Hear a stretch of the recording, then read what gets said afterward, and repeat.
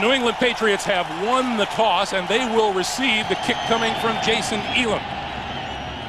From the 7-yard line, this is Patrick Pass. Tripped up as he crossed the 20, forward to about the 25-yard line, 18-yard return, and Keith Burns made the stop, and here comes Tom Brady. A look at his numbers on the season. And right away, Greg, you see Tom Brady snapping that chin strap on, and you can see the gloves on his hands. We saw him on Friday. He was wearing them. He threw the ball extremely well with the gloves on. And it's been our experience that once a quarterback puts those gloves on, he's not going to take them off. On first down from the 25-yard line. Brady will throw it on first down. And that's complete out to the 29. And we welcome those of you who watched the Pittsburgh Steelers defeat the Baltimore Ravens 31-18. We are just underway. Tom Brady completed a first down pass for 4 yards, and it'll be 2nd and 6.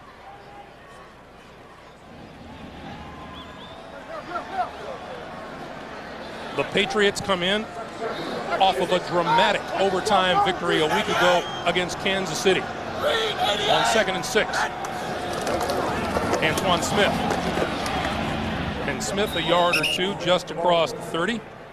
The offense for the New England Patriots. Joe Andruzzi joins them after 3 games missing, and Tom Brady tells you what the emphasis is today. It really puts pressure on the defense when you can throw it well and run it well. And Antoine's a playmaker for us, and Antoine's going to get the ball. You know, he's going to have to run it well, and I'm going to have to throw it well. And when we're able to get Antoine going, puts a lot of pressure on that defense and stuff. Antoine Smith had that last carry, and he is in the backfield with Brady on 3rd and 5. Brady with time, now running out of time, on the move, and is hit at the 27-yard line by Ian Gold. That'll bring the punting unit on. Greg, you're right. You know, get Antoine Smith going to run it and throw it well means one thing. That means your offensive line has to really play well. The Patriots feel better about their offensive line, but it has struggled, and that's why the offense has been inconsistent. Ken Walter will kick it away to Delva O'Neal. New England has now had 10 sacks in the last 5 games. Off the side of his foot, it is a horrible kick. Bounces out of bounds, appears to be shy of the 50-yard line. At the 48-yard line, and here comes Brian Greasy. And Brian Greasy's offensive line. Changes up front. Tom Nalen is injured. Ben Hamilton replaces him, and Greasy on the big picture today. When you play on the road in the NFL, you have to be able to run the football. You can't get into a one-dimensional game. This defense is too good, and Bill Belichick's schemes are too good for us to have to throw the ball 50 times, so we have to have a good mix. Good mix what both teams are looking for. Greasy with the ball, throws it out here, complete to Rod Smith, who dribbled it and then picked it up, and now he's inside the 30, and that's a first down for the Denver Broncos. Victor Green brought him down. Let's check out the New England defense. Up front, the rookie Jarvis Green starts for Anthony Pleasant on the front line. The linebackers, Mike Vrabel has an interception, a couple of sacks, and he even has a touchdown catch this season. And the secondary, Tabucky Jones, he's played well this year against the run, very physical and fast enough to cover receivers and tight ends down the field. And there's Romeo Cornell, defensive coordinator. This is Clinton Portis. Portis tries the right side. Well, you know, the Patriots, there is some self-doubt. You're the Super Bowl champions. You lose 3 in a row. They had 2 weeks of practice, some tough practices. And, Greg, not the way you want to start. Getting sacked at the quarterback, bad punt, and you blitz on the first play against the Broncos. They hit the pass and pick up big yardage. From the 26, Greasy to throw. Has time, sideline, throws it behind an intended receiver, Shannon Sharp, who had a huge game against the Kansas City Chiefs. 12 catches for 214 yards and 2 touchdowns. Yeah, you know, it's interesting. All the success that Shannon Sharp has had in this league, we're going to see some of those catches. Look at those numbers. But Mike Shanahan said something to us last night that was very interesting. He says it just gives Shannon Sharpe confidence. And even though he's had great success in his career, players always want their reinforcement. They can still do it at a high level. 3rd and 9. Here comes the blitz. Greasy, complete to Sharpe, or make it Shannon Sharpe out of bounds close to the 15-yard line. It appears to have enough for the first down. Well, I tell you what, I don't know how the Denver offensive players pick up the movement. There was so much by the Patriots defense that I couldn't even figure it out. I'm sitting up here where I got a good view, but Brian Greasy gets the time afforded to him by the offensive line, and Shannon Sharpe against Mike Vrabel. That's a good matchup for the Broncos. Clinton Portis, left side, breaks a tackle inside the 10 to the 8-yard line. Now, Clinton Portis is not the type of running back that the Patriots like to see. This is a guy, and we even heard it a little from Mike Shanahan last night, that has the speed to take it outside and stay out there and gain yards. You know, most of the time running backs go out there, but they're really looking to cut it back because they're a little nervous about their speed. Not Clinton Portis. He can get out there and get a big gain for you. That is how productive the Denver Broncos have been in the red zone so far this season. McCaffrey in motion. The give is to Portis, right side, inside the 5 to about the 1. You'd never like to see that play if you're a fan of the Patriots or if you're a player sitting there watching it. When you can line up and run the off-tackle play in the NFL, watch it. Just going to line up. Look at the defenders. Everybody's back. They're pushing you backwards. The running back hits the pile. It moves forward for another yard or two. That is not a good sign for your football team. On 1st and goal, the Broncos go with 2 tight ends, Portis and Drones in the backfield. Portis tries the left side into the end zone for the touchdown. Well, like every week, as we watch this touchdown run by Clinton Portis, I said to Mike Shanahan last night as we watched the touchdown, I said, Coach, you had a tough game against Miami on a Sunday night. You had a tough game last week. Can your team have the energy to come here and play? And he just like goes, I never even thought of it that way. I mean, yeah, that's just the NFL. Every week is tough, and a very good start by the Broncos. Extra point by Elam is good. Never discount the importance of special teams. A poor punt gave the Broncos excellent field position and the game's first score. About those coaches is what I look at, Greg. The play call, the design, catch the other team off guard just enough to give your team a chance to go down there, and playing from ahead in the National Football League, that's the best. From the 9-yard line is Deion Branch. 20, 25, football is loose. On the ground, Broncos say they have it. You see a lot of hard hits in the National Football League, but that was as hard as I've seen a player get hit this year. Looked like number 34, Reuben Drones, made the hit. That shook the ball loose. No official call yet from the Broncos, or rather from the officials. The Broncos have made it clear who they think has the football. Patriots recover. You know, those must be some battles at the bottom of piles. Deion Branch lost the ball. Patriots came up with it. This could have been a disastrous start for New England. Coming up this week, Tom Brady on first down. The handoff straight ahead is Antoine Smith.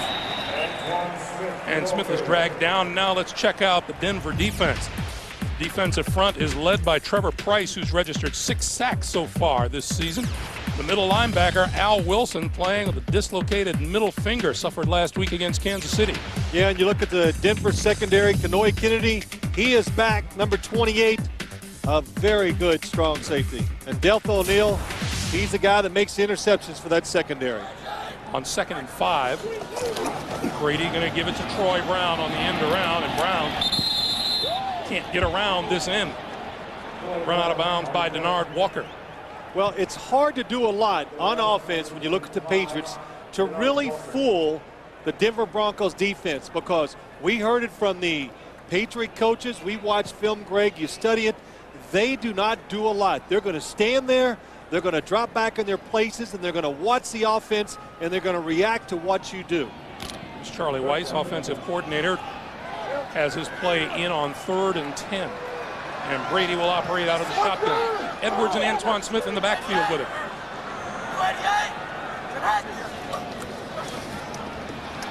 Brady runs out of time and is hit and goes down at the 24-yard line.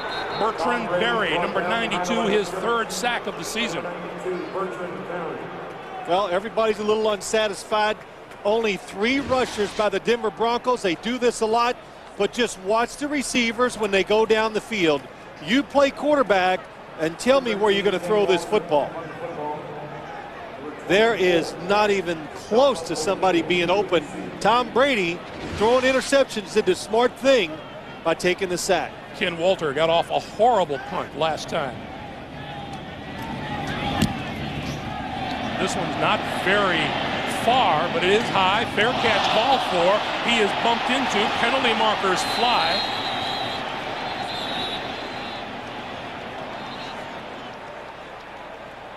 And Deltha O'Neal is hurt.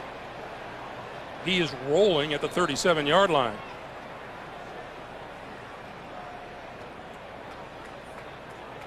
There may not be a more vulnerable player in football than the one standing there waiting for a punt with one arm up in the air. Well, that's why they try to protect him, Greg. That's why they have certain rules. But the problem this time is he's going to get run over by 2 players. Denard Walker runs into him. Blocked in by Gerard Cherry. Oh, yes, he just takes it right to the midsection.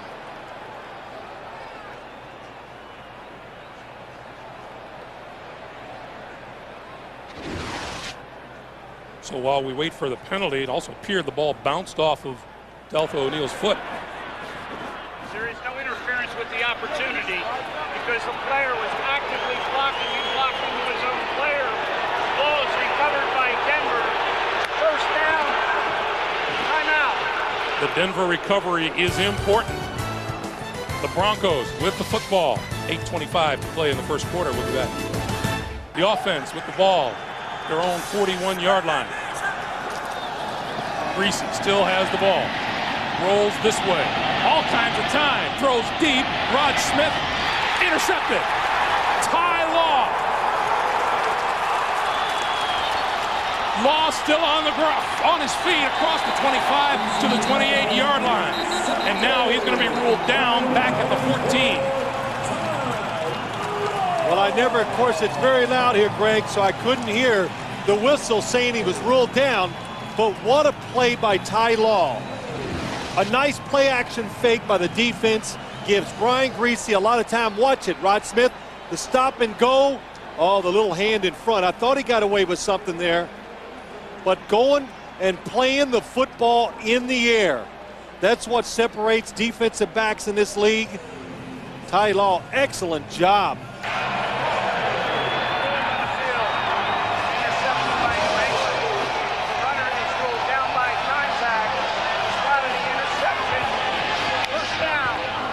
So New England reclaims the football. The line of scrimmage will be the Patriot 15-yard line. You look at Ty Law on the bench. Well, you talk about, even Bill Belichick was talking to us, just getting things going. He says, it's hard for me to be mad at my football team sometimes because they pay attention. They work hard in practice. They're doing it. They spend the extra time watching the film. They're in early. They're lifting their weights. But players are just not making the big plays on the field. And that's the way this game was starting. But Ty Law turned the tide for the New England Patriots. You saw Deltha O'Neal take the hit on that last attempted fair catch. He is still on the bench. And number 37, Tyrone Poole, is in at cornerback for the Denver Broncos.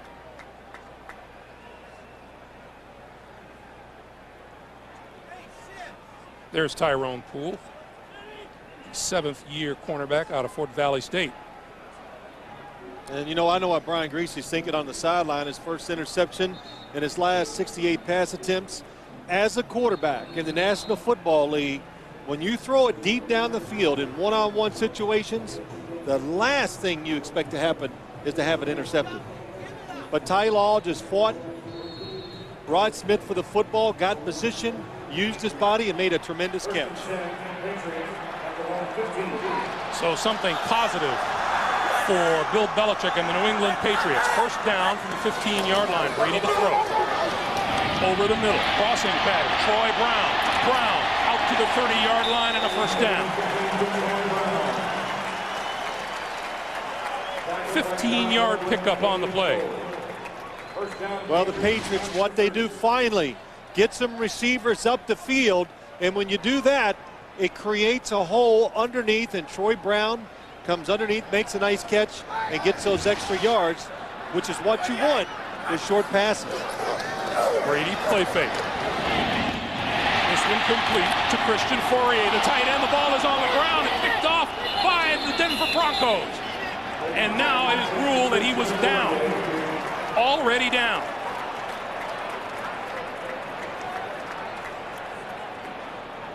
You know, he's all calm on the outside, but Bill Belichick is churning on the inside.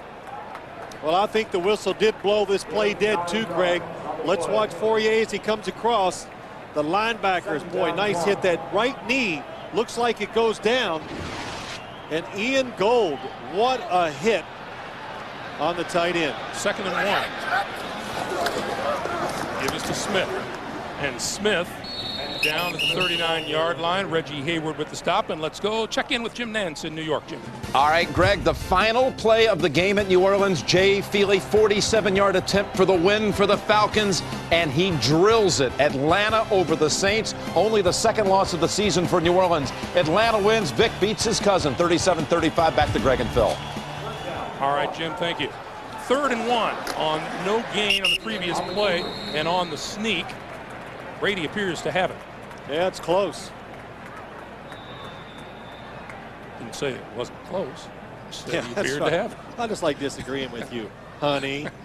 Call me pumpkin. Only my wife can call me pumpkin, not you. Yeah, actually, I called you Pumpkin, P-U-N-K-I-N. I've been called Pumpkinhead before many times. Yeah, welcome to the club. Yeah. But you know, you watch this New England offense today, Greg, a couple things come to mind. Bill Belichick wants to even it out. He wants to run the football, throw it a little, mix it up. Wants third downs to be short because you can pick them up against this Denver defense. But most of all, he wants to protect his defense from the Denver offense today. Antoine Smith looking for running room, cuts it back the other way and is dragged down by Al Wilson, the middle linebacker, number 56. Let's check in with Armin Katayan downstairs. Armin. Thanks, Greg. You know, Phil, you're talking about that emotion. For the first time, I've seen it with the Patriots after that long interception, that sense of urgency that Bill Belichick was talking about. He had singled some players out in practice and in film sessions, saying he would not tolerate their mistakes.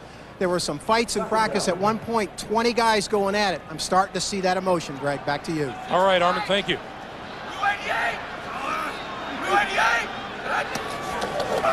Brady to throw on 2nd down. This side of the field incomplete, underthrew it.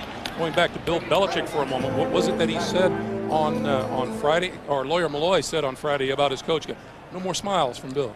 He goes, Bill Belichick's back to being Bill Belichick. And, you know, it's interesting, too. You know what I took out of it? Because a couple players talked about that, Greg, and, you know, they like it. You know, they really do. Players like it tough because they know that's what helped them win last year. So they're winning. How could Coach Belichick be upset and tough on them when they're playing so well? But these 3 losses, that's brought them all back down to earth. Brady got rid of it, incomplete. Bertrand Berry, who registered the last sack for the Broncos, applying the pressure on Brady, and it'll be 4th down. You know, and you can see they cannot run the football with power inside. They're having trouble protecting the quarterback. That's why Tom Brady throwing some interceptions and some bad decisions. The offensive line has just got to have a good game to give the skilled people a chance to win it for you. Deltha O'Neal back into the game and back to receive the punt at his own 20-yard line. Walter. O'Neal, and he's run over at the 28-yard line. Made the catch, and number 35, Patrick passed, bearing down on him and just rolled over Mr. O'Neal. All at CBSSportsline.com. America Online, enter keyword CBS Sportsline. You know, Greg, to go back to what Armin Katayan said earlier, he just talking about the Patriots, and the sense of urgency. You know, the Patriots are finding out what every team finds out in the National Football League when you're the Super Bowl champions, that the other team is hunting you now, and you're now not the underdog anymore, and it's harder to play in that situation. Brian Greasy, Rod Smith complete, and Smith close to the 35-yard line. Ty Law, Ted Johnson with the stop after a 7-yard pickup, 2nd and 3. You do. You come out with that big bullseye on your back, and everybody comes gunning for you. And I think you and I were discussing this last night. As far as the New England Patriots go, you come off the Super Bowl and you've won 3 straight, but then you start to lose, and other teams begin to look at you as something less than the champions, as just totally human and beatable. It wouldn't matter if they were 0-6. It's still prestigious to beat the Super Bowl champions. Clinton Portis can't get anywhere. Bobby Hamilton at the base of that stop. And, you know, the other thing is, too, Greg, and, you know, all the New England Patriot players, they kind of agreed with this when we were talking about it. Well, they were telling us, not agreeing with this, is that, you know, the other teams have that sense of urgency. Why? Because they're a little afraid. There's something in you that goes, they're the champions. They've been playing well. If we don't play our best, they can embarrass us. And as an athlete, and I've been in that situation too, it makes you rise up and play a little harder. And that's what they've seen so far this year. Greasy on 3rd and 3.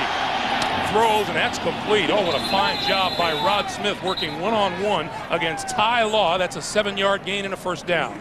Boy, Ty Law now, we saw he got away with a hold on the interception. Watch this time. It's right in front of us. Ty Law got both hands around the outside. Usually that will be called the arms on the receiver as he's trying to make the catch. But, you know, this is why you like big wide receivers in this league. They use the body. Rod Smith gets beat up. So what? He still makes the catch for the 1st down. Greasy has 4 completions, 3 of them to Smith. Here's Portis as penalty markers fly. Looks like offsides on the defense.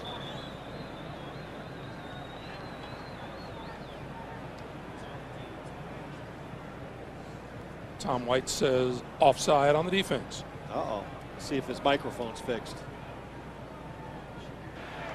Offside, number 91, defense. It's a 5-yard penalty. Remains 1st down. He sounds as good as ever. Maybe better. Bobby Hamilton, the man offsides. But you look at this Bronco offense.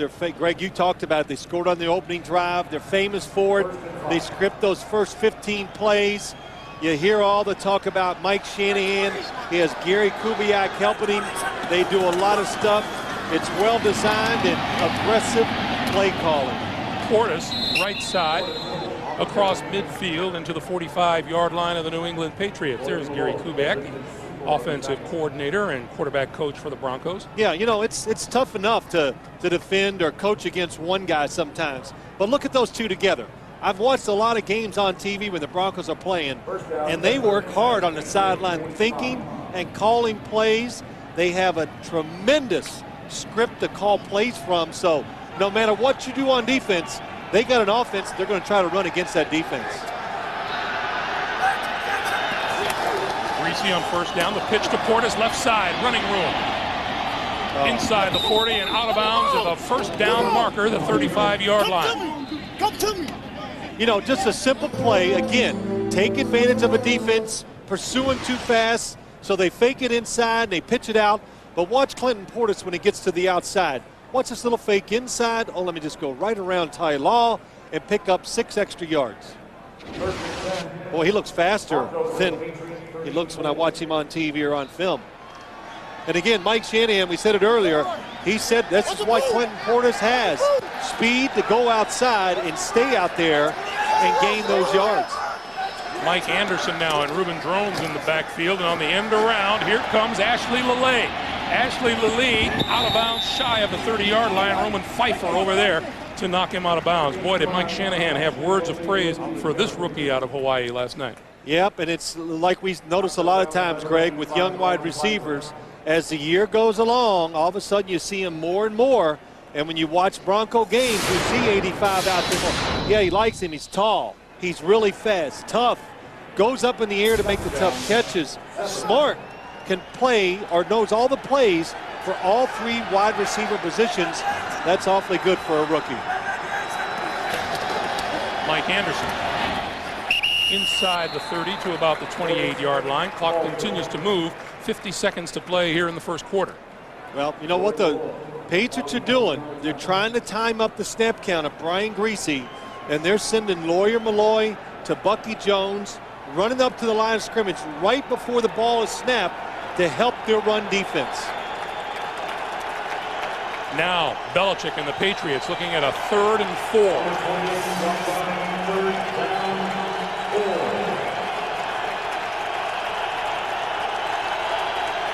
Clinton Portis, the lone back with Griese, and he comes in motion to the near side of the field. Griese with time over the middle. McCaffrey, 15, 10, dragged down inside the 10-yard line. It'll be 1st and goal. Greg, you were right. All that was giving the quarterback time. The defense did a good job, but Ed McCaffrey broke through because of the protection. We have come to the end of the first quarter with our score: Denver 7, New England nothing. We'll come back to Gillette Stadium right after this. You're watching the NFL on CBS. The Denver Broncos and playing a big role because he's got Ben Hamilton in at center instead of the always reliable Tom Nalen, who's out for the year with injury. Yeah, it's interesting. I've been watching Alex Gibbs, and he's like giving critiques a lot of times between plays to his offensive line, and especially Ben Hamilton starting at center now. Only way you can say it is the Patriots have been awful defensively in the red zone. 1st and goal. Griese to the end zone. Touchdown. Shannon Sharp. Well, I tell you what, the Denver Broncos are playing well, but Brian Griese being patient, just making one good read and throw after another. Trying to throw the ball to Clinton Portis. No. Feels Willie McGinnis coming, pulls up. Nice. A perfect throw to the back of the end zone to Shannon Sharp. You would have to say that something special has developed these last 2 weeks between Brian Griese and Shannon Sharp. Not the least of which is Brian Griese said, you know, you got to stop calling me Griese. Call me Brian. I'm your friend. I'm your teammate. Yeah, that's right. This last name stuff, Gumbel's just not working. Jason Elam's 365th straight point after touchdown. Brian Griese signals a TD and a 2-touchdown lead. Caught a touchdown pass from Brian Griese. He's now caught 3 in the last 2 games. Grabs that one. And then what else is Shannon known by these days? Yeah, he's too much. Big really, play Shea. He's going to show us. Come on, Shannon. Delay a game. Yeah. Says big play Shea. Having a lot of fun with it. Here's the kickoff. From the 12-yard line, it's Deion Branch. 25, 35, and out of bounds just short of the 40-yard line.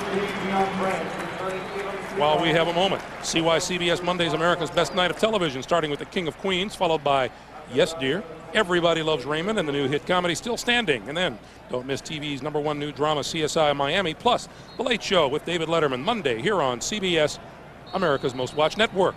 Right, good stuff on Mondays. I am truly a couch potato come Mondays. You know, well, I don't know, a lot of nights I am, but Mondays for sure. Because I think I work on the weekends, and they're the quarterbacks going over all the Polaroids of everything that New England's defense is doing. We'll tell you a little bit about that later in the show, too. Brady from the 39 over the middle, and that's complete across the 40 to the 43 or 44 to David Gibbons, the rookie out of Notre Dame.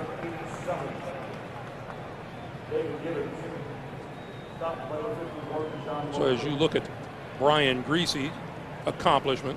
Yeah, it was funny.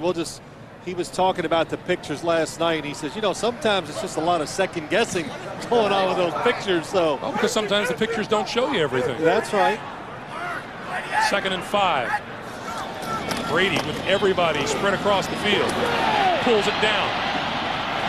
And out to the 48-yard line. Looks to be about a yard, maybe a half a yard shy of a first down. Keith Washington made the tackle. Well, as you watch this New England offense, and Tom Brady, I read some articles where he talked about it, and he was strongly telling us too, Greg, that he was not going to force the football down the field because you know, he's one of these guys that can throw it pretty well. So he loves to rip it down in there when the coverage is tight because he thinks he can get it in there, but going to play it safe, and he's done that so far today. Mark Edwards straight ahead and appears to have enough for the first down at midfield. Yeah, well, he said there's a difference between arrogance and stupidity. Yeah, and it's a really, really fine line as a quarterback. And especially quarterbacks who can throw it as well as he can throw it. You know, if you don't have a strong arm, I promise you, a lot of times quarterbacks that do not have strong arms are good decision makers, and they don't turn it over a lot because they're not going to take a chance. They're just not, because they know they can't.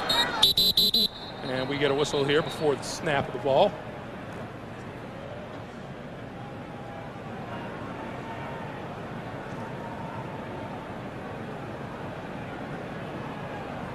Please reset the play clock to 25 seconds.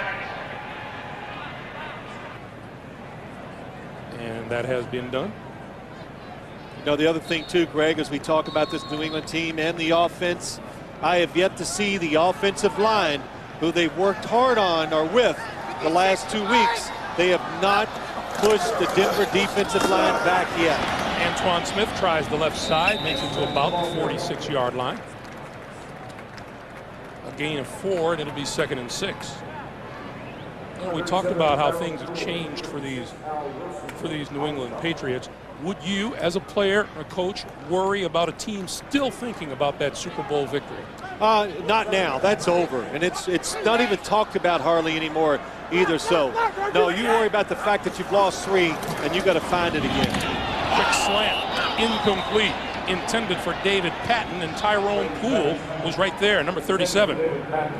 Boy, nice play. This is a play that the New England Patriots run just about every single week, and Tyrone Poole recognizes it, gets in there fast, and breaks it up. Neither Patton nor Deion Branch have registered a reception yet here today. Denver with almost 7 yards of play so far. 3rd and 6 for the Patriots. Brady with time this time. And now incomplete to the far side, intended for Troy Brown. Hey, you know what? Shutout. That was a shutout again. The Broncos like to rush just 3 people, so they're not going to sack the quarterback a lot. And don't expect the blitz on 3rd down. But Tom Brady looking down the field, everybody is covered. There's Ray Rhodes, defensive coordinator for the Denver Broncos. Ken Walter to kick it. Delva O'Neal back at the 10.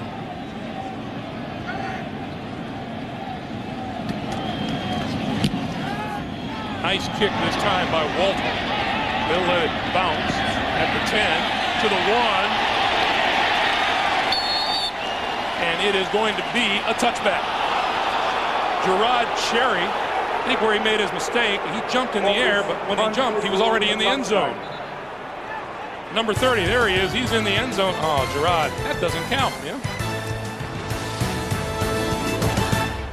It is amazing. I sit around all week and I think of all this stuff, and I got a good feel. Then I go talk. Had 1 foot on the goal line and jumped up in the air. There is the reason for the touchback, because his status was in the end zone because his foot was on the goal line and did not reestablish anything else. 1st down. Okay. That was Tom. Thank you, Tom. But then you go talk to the coaches and you go, wow, of course. They're right. Why would I think the other way? And it is amazing how little you know once you talk to the coaches in this league. Greasy on 1st down, the give to Portis, and Portis across the 20 to about the 23-yard line. Let's go down once again to Armin. Thanks, Greg. You know, Tom Brady and Brian Greasy were teammates for 2 years at the University of Michigan. They often talk on the phone, and Brian telling us he actually got a call this week from Tom looking for a little comfort and advice. And Brian said, I told him, hey, man, you've been on the top of the world for the last 12 months. Welcome to everyone else's life. And Brian may be the most scrutinized and criticized player in the league, and he's learned to deal with it, Greg. Welcome back to earth, dude. That is right. On 2nd and 7. Straight ahead, Mike Anderson. And Anderson out close to a 1st down. Looks to be a little bit short. You know, Armin Katayan is right. We do games all over the league. I read the papers. I listen to all the radio or the talk shows on TV. Brian Griese is scrutinized, he's right, more than anybody else, and I think wrongly so much of the time. If Denver loses, no matter how he plays, it's always his fault. And a good example, they played Miami a couple of weeks ago. I thought he was courageous, brought him back. They should have won the game. He did his part. They lose. Third down play. Looking for the first down and appearing to get it is Mike Anderson. And Greg, every show I turn on, ex-players going, well, Griese didn't play a perfect game. Well, no kidding. And there's only one reason for it. It's because of the guy he replaced in Denver. Well, that's a big reason. That's right. Even Shannon Sharp says, you know, unfortunately, Brian Griese is held to a much higher standard than other quarterbacks in the league. And Shannon put it right. He goes, hey, he just got to deal with it. And he does deal with it. He handles it, I think, very well now. But he's played, I think, really, really well this year. Griese takes the hit, delivers the pass to Rod Smith. And Smith lost the football. Covered by the Patriots.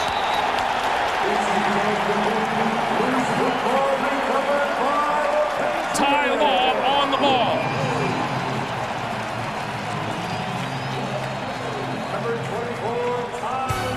So Griese and the Broncos thwarted. New England takes over, 10-10 to play in the half. It's been challenged as to whether or not it actually was a fumble or not. Let's take another look. Well, Mike Shanahan, he won't hesitate. He will throw that flag or challenge a play in a second, especially in the first half. And the left knee, was it down? Watch the left knee. It's down. I can't see the ball there, Phil. I cannot either to give it conclusive. Here's a good shot of it from the side. Now it happens so fast. Question is that enough for Tom White to overturn the original call, which was a fumble? He's made his decision, so let's check it out.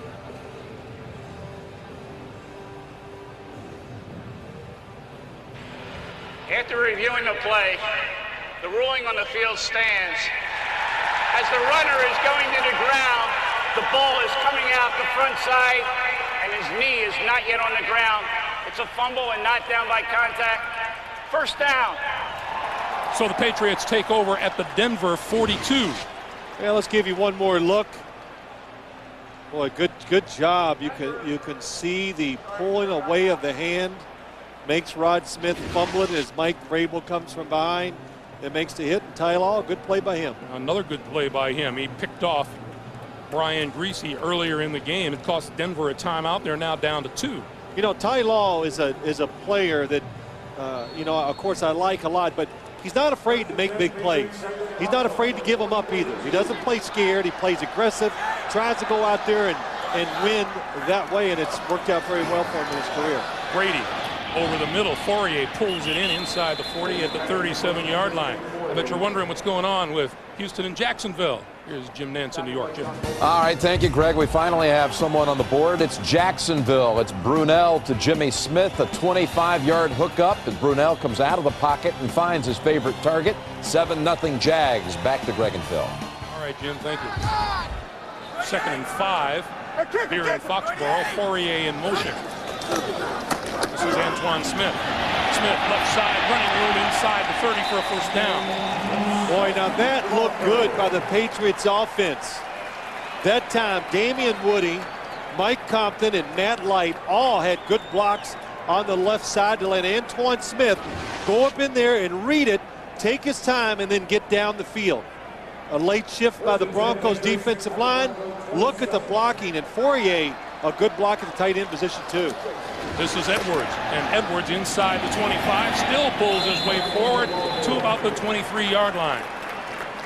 You know, Damian Woody's saying, as this offensive line begins to click, that with the return of Joe Andruzzi, it's the first time that the front 5 has been together since early in the season. Yeah, and it might not just click today because they're back together. It takes more than one game or a couple practices to get it going, but Joe Andruzzi, they talked about, they just like him being in there. He's tough, a veteran.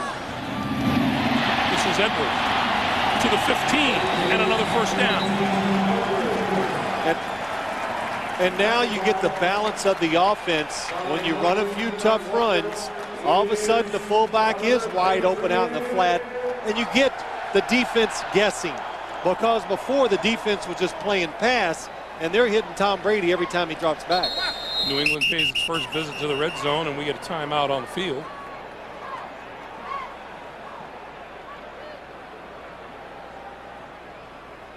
Number 56, Al Wilson, headed over, and there's number 25, Denard Walker.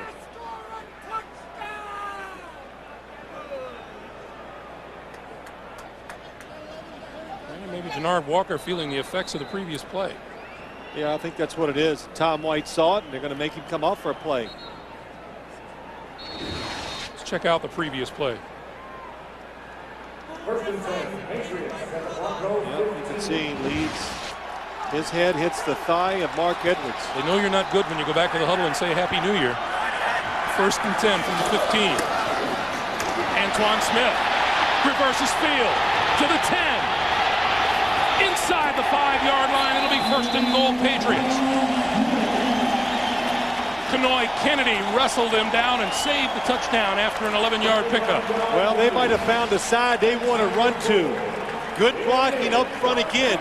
It allows the runner to get up in the defense. Then he makes a nice cut across the field. And Antoine Smith, I don't even have to tell you, you can look at him and see that he is one of the bigger running backs in the National Football League.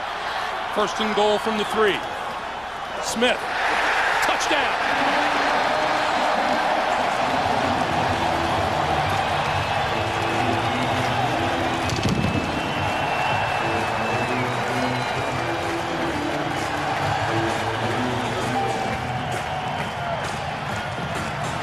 Well, it took them a while to get it going, but the offensive line this time, boy, nice blocks. Denver moving the defensive line.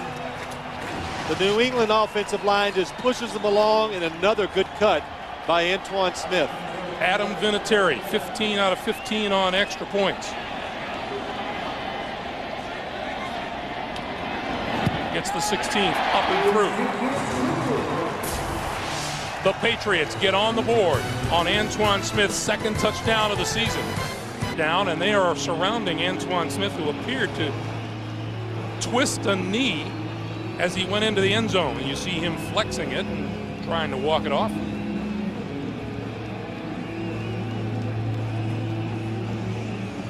We'll track Antoine. Meanwhile, Scotty Montgomery is deep for Denver as Vinatieri kicks it away. This is Montgomery from the 8, 20, 30, and wrestled down at about the 30-yard line by Victor Green. Tonight on CBS, Libby Parsons was convicted of murdering her husband. Now she's out to prove he was alive all along. Don't miss Ashley Judd and Tommy Lee Jones in the action thriller Double Jeopardy tonight on CBS, America's most watched network. You know, it's amazing. The Patriots look so good on that drive. Like all teams in this league this year that started out throwing it so much, they're trying to gear back to get that really good mix again. The Patriots throwing it a lot, now trying to get the running game going. And the Oakland Raiders, who have thrown it so much, have struggled the last 3 weeks because it always comes down to it. You got to have the mix. You got to learn to win the physical battle. Brian Griese going to go deep, has a man open. It is incomplete, intended for Sharp. Penalty marker is down at about the 45-yard line. Lawyer Malloy and Tabucky Jones were tracking Sharp down the sideline. And this looks to be against the Patriots. It is. Brian Griese needed about 1 more foot of space in front of him. This could have been a touchdown. He would have got it out in front. Pass interference. Number 34, defense. It's 1st down. On the outside, Shannon Sharp lines up as a wide receiver and just goes. Tabucky Jones caught off guard by Shannon Sharp, just going for the long pass. Line of scrimmage, the 46-yard line. To give Portis inside the 45 to about the 43.5-yard line. And Shannon Sharp told us last night, yeah, I believe that Brian did start to look for me toward the end of the first half of the game last week against Kansas City. He hasn't stopped looking for him since. Yeah, you know, a lot of times a quarter, well, it's not only that. Brian Griese started looking for him, Greg, because the coaches started calling plays where the tight end was the #1 receiver. As Shannon Sharp told us earlier in the year, he goes, now I'm number 3 on the pecking order, but it's moving up because of last week's game. Portis inside the 40. You know, Clinton Portis is wearing some of those Halloween shoes. They do have just a little bit of color on them, don't they? Most of it's covered with tape, but you know, Scotty Montgomery doesn't have tape on him. Get you some orange shoes, Phil. I got some. There's Scotty Montgomery on the sideline. 3rd and 3.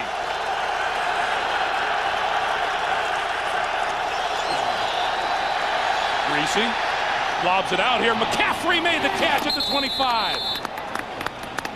Boy, a couple things. The blitz by the Patriots, the protection again by this offensive line and picking up the blitzers, and Brian Griese kind of stays back, falls backward and makes a throw, and what a catch by Ed McCaffrey. That is the one thing that kind of goes unnoticed, I think, about Brian Griese too. The fact that he hangs in there, he's tough, maybe too tough for my liking even sometimes, but makes those types of throws that are so, those are the difference in football games. You make 3 or 4 tough throws a game. Here's Mike Anderson, and Anderson tips the left side inside the 20 to the 19-yard line. Let's go down to Armin. Greg, the update on Antoine Smith is he's got a bruised left leg. It's in and around that knee area. He's still being evaluated. His return up in the air. Back to you. All right, Armin, thank you. You know, Greg, I want to go back to Brian Griese too, because we watch the games, we talk about it a lot.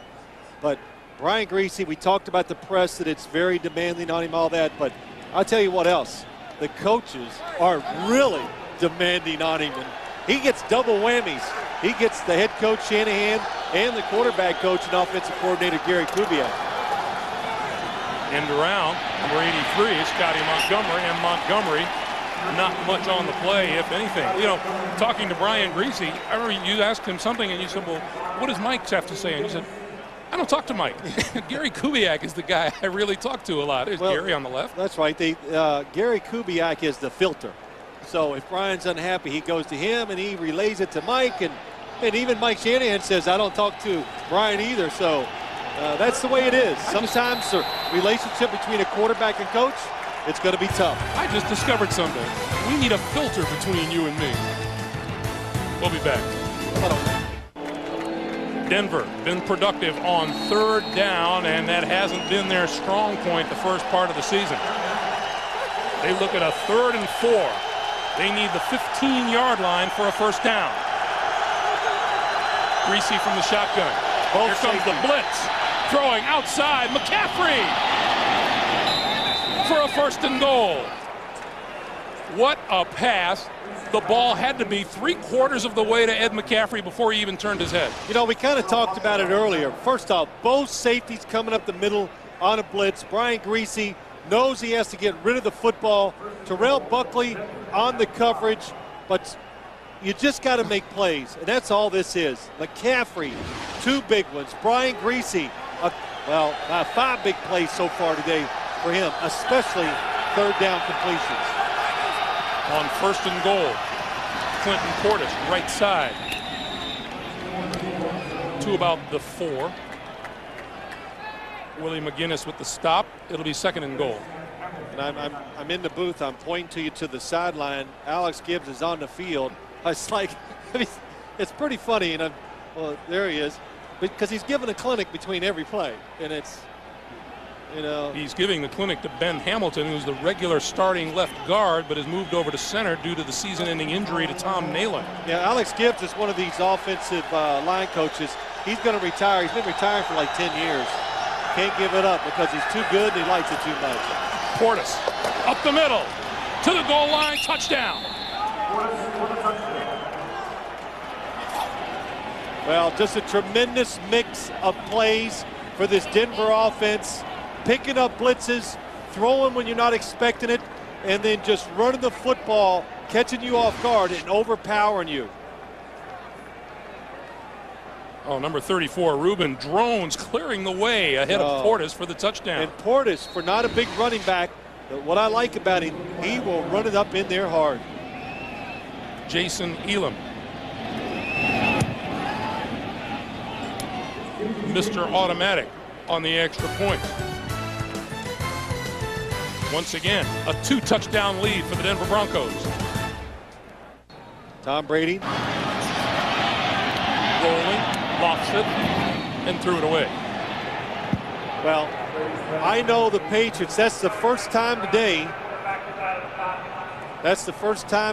that I've seen the Broncos defense change its coverage down the field. So that might have been enough to disrupt the play and confuse Tom Brady. Because it confused Greg. Greg was looking at it like he didn't understand the coverage. Well, they're going over some plays, and what are you going to look at? Yeah, Brian, good play, good play. Here's one of me with my uncle when I was 2. Yeah, no, and they're looking at all good stuff, because whatever the Patriots are doing, they have figured it out. This is Kevin Falk. Falk picks his way through the line, 35 to the 36-yard line. Every yard hard-earned by Kevin Falk. It'll be 3rd and 5. And I would think New England will let this go to the 2-minute warning. They're going to. And you let that happen, because if you can't get the first down, you try to give Denver as little time as possible. We come to the 2-minute warning. 2 minutes to play in the first half in Foxborough. Denver leading the Patriots 21-7. Today, why is it you think that everybody picks on Boomer? Why? What do you think? He deserves it. Good answer. Oh, Tom Brady. 3rd down has not been his down today. Looks like a 3-man rush again, so they're going to drop back 8 people in pass coverage. Spread the field, 3-man rush, quick slant complete for the first down to Mark Edwards. To the 44-yard line, first down New England. And you can see when you have that many defenders watching the quarterback, when you catch it, you are going to get hit immediately. New England has all 3 of its timeouts remaining. Another quick pass. This one is complete to number 80, Troy Brown, and he looked like he dropped the football. You know, what did I tell you last night? We were just talking about it. When you play a style of defense, 8 defenders watching the quarterback, when you throw short passes, you get so many defenders going at that receiver, you cause a lot of fumbles. Brady on the move, throws near sideline, that's incomplete. Clock stops with 1:10 to play. David Patton, the intended receiver. You know, does that make sense to you, Greg, though? When I talk about that, when I say, you know, the Denver defense, they do a terrific job of causing fumbles and getting big hits, it's because they're watching, and as soon as Brady looks, they start to react, and now you get a lot of people going to the football. You become good tacklers, and that second and third guy hitting the receiver, they're the ones that cause the fumble. You get completions. The trick is to hold on to the football. That's right, and you get a lot of short completions.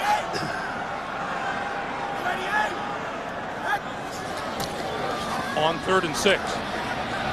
Brady on the move, tackled at the 48-yard line. Bertrand Berry, who has played a terrific game with the chances that he's had to come in. Well, you got to remember, it's 21-7 as a quarterback, so watch again. Just look at the receivers going down the field. Nobody open up there. You tell me where you're going to throw it. That is what they call being wired. They are all over the receivers of the Patriots. 3rd sack of the Denver Broncos today. By the Denver Broncos, rather. Delta O'Neal is deep. Barry has had 2 of those sacks.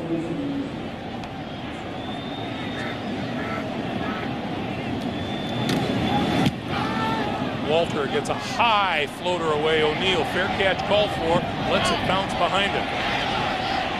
And it's going to roll to a stop just inside the 5-yard line. Oh, Brian Greasy has had a busy first half, hasn't he? Well, something that's always overlooked, I think, when you talk about Brian Greasy, well, a lot of things. throws perfect spiral, so it's easy for receivers to catch. Hangs in the pocket extremely well. And under all the coaching that he gets, he continues just to get better at picking out the right wide receiver to throw it to. And Mike Shanahan said last week was one of the best games Brian Griese has ever played because he just did the right thing in all situations. Griese will take a little bit of a knee and let time run out here in the first half. And it has been a terrific first half for Mike Shanahan and the Denver Broncos, who come in with a 5-2 mark and hoping to add to the 3-game losing streak that the New England Patriots are riding on. 21-7 is our score. Well, you got to remember, 21-7, not all bad for the Patriots. It's just 2 scores. They didn't have the mistakes late, so it didn't cost them another field goal or touchdown. So that's how you got to look at it and go in knowing the fact that you can still get it done. That's the end of the first half with our score. The Denver Broncos 21, New England 7. Jim Nantz and company are along with the Nextel halftime report right after this message and a word from your local station. You're watching the NFL on CBS.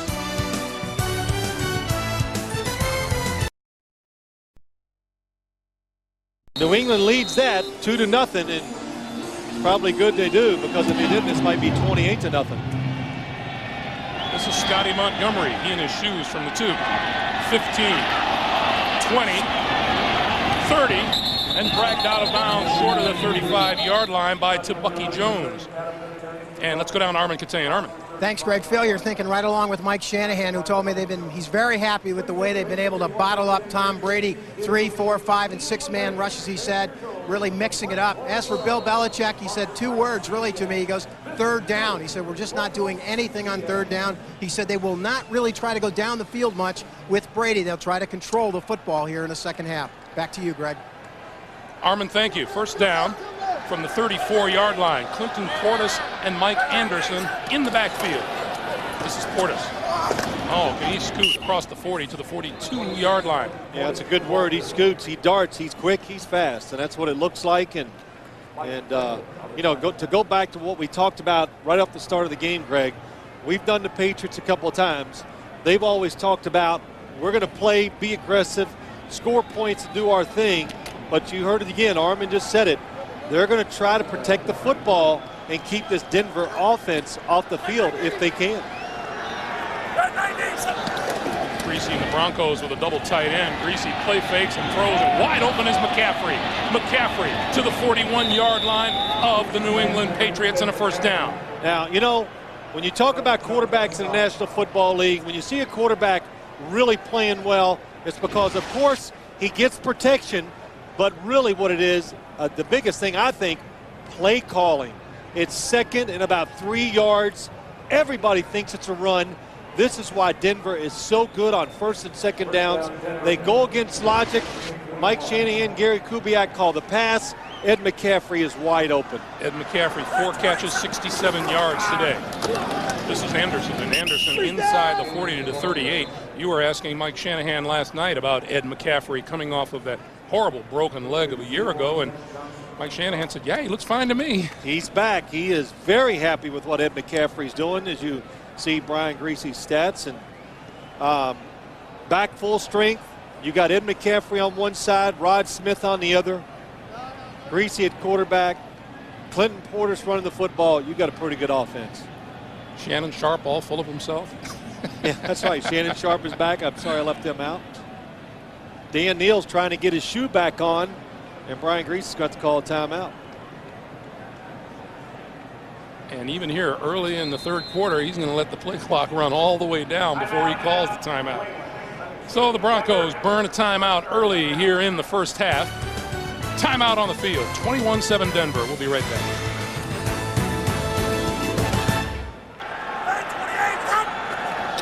Movement up front on the offensive line. Defense jumps. Let's see who's at fault. There was contact. Boy, the Denver Broncos have been a scoring machine. Number 93, defense. It's a 5-yard penalty. Richard Seymour guilty of the offside. Good job. You heard the hard snap count by Brian Greasy. He follows a guy, John Elway, who was the best that's ever played when it comes to drawing a defense offside. How about that? Denver, no penalties, no sacks allowed so far today. 2nd and 3. Greasy throws. That's complete to McCaffrey, and McCaffrey run out of bounds just short of first down yardage at the 32. You know, what I was trying to say earlier, Greg, but I got off into about 5 other things before I could get my point out, is that about this Denver Broncos offense, they have not been terrific on 3rd downs, but they're so good on 1st and 2nd downs that it really doesn't matter. And that's why is because they keep you off guard. Just in, again, 2nd and not very far, they throw the football instead of running it. Well, McCaffrey did get enough for the first down, so it is a first down at the 31-yard line. Portis will stop and go, bounces off a tackler and ducks inside the 30 to the 28-yard line. Seymour and Teddy Bruschi with the stop.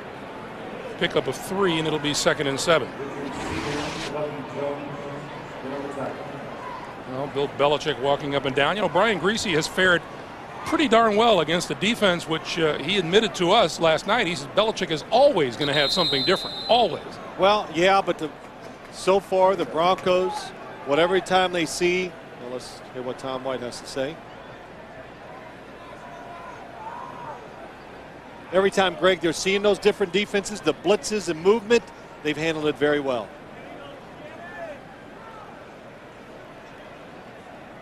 I don't think they're challenging the last run. Mike Shanahan's going to go. What kind of belt you got there, Tom?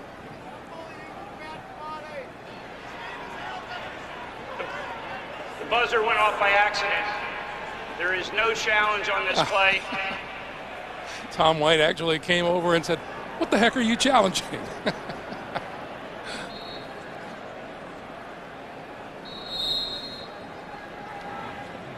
So we're back to a 2nd and 7.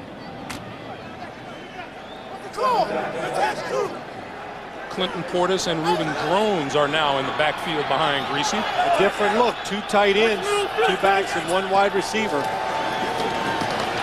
Greasy goes down at the 36-yard line, courtesy of Willie McGinnis.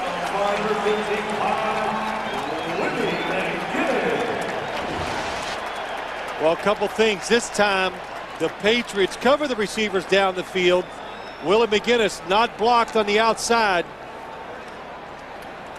Let's see who misses the block. It's Clinton Portis trying to, no. Reuben Drones misses him. And sometimes the Broncos, a running back, has to block a defensive end. That time he missed him. Loss of 7 makes it 3rd and 14. Greasy over the middle, and that's complete to the 30-yard line to Rod Smith, and not nearly enough for a first down. And Jason Elam will come on.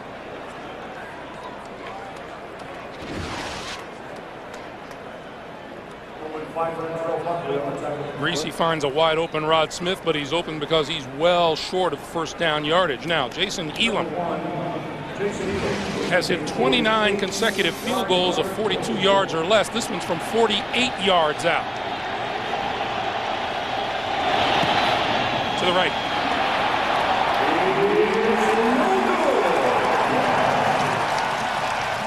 Defensive stand by the Patriots. They'll take over with 10:18 to play in the 3rd.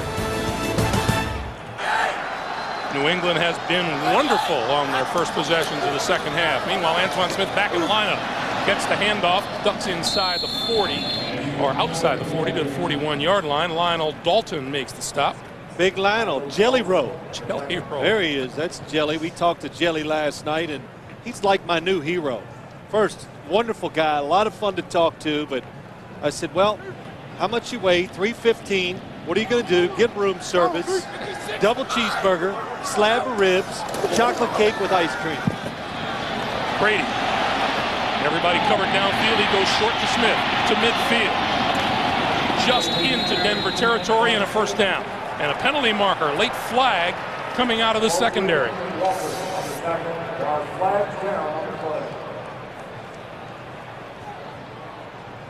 So let's see what the call is. Looks like it's going to be against New England. Oh, I couldn't tell. I didn't see it, but it must be a late hit. Big stuff.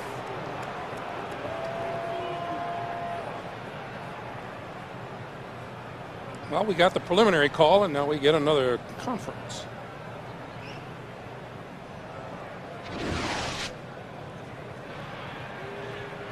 Personal foul, number 63, offense.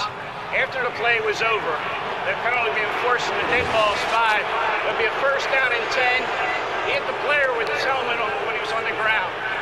That's Joe Andruzzi, who's seeing his first action back after a 3-game absence with the injured knee. Well, that's a good call. The play was over. He could see it was over. You know, I'm sure they're a little frustrated on offense, so he just wanted to get that extra lick in, and it cost him 15. So instead of a 1st and 10, it's a 2nd and 12 for the Patriots. 5 wide receivers for Brady. Make it a 1st down. And on the screen, Kevin Falk. And Falk still moving across midfield in the 1st down.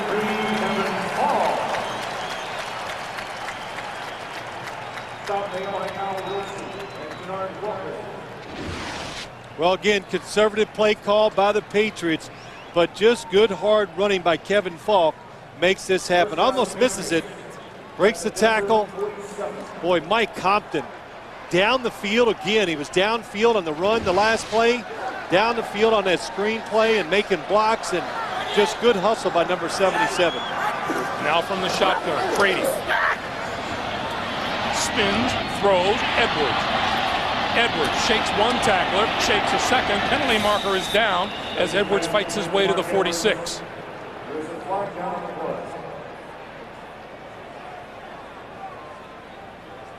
Tripping.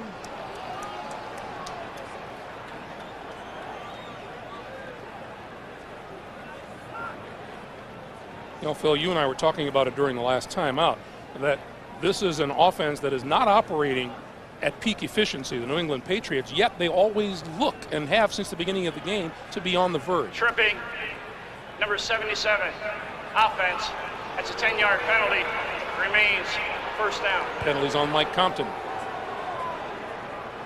Well, Greg, they haven't made the mistake yet today. It's 21-7. You're near midfield. You've crossed it twice. Penalties bring you back.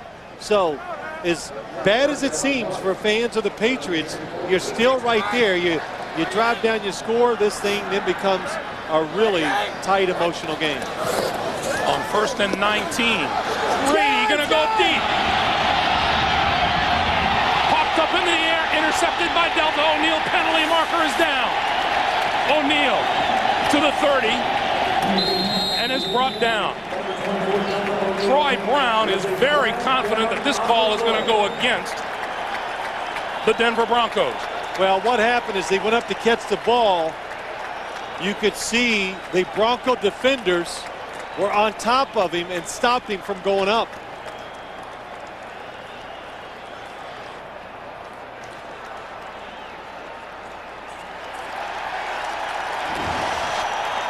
Tom Brady, good play action fake. Pass interference, number 25. David Patton. That's 1st down. There's the interference on Denard Walker, number 25. And all of that yardage that Denver gained by penalty, they just gave back. Well, it didn't look as bad when I watched the replay. When I watched it live, I thought it was pass interference for sure. 44-yard penalty, 1st down. Here's Antoine Smith straight ahead. Well, that's the first time today that the Patriots have taken a shot down the field too, Greg. And that's why you take those shots.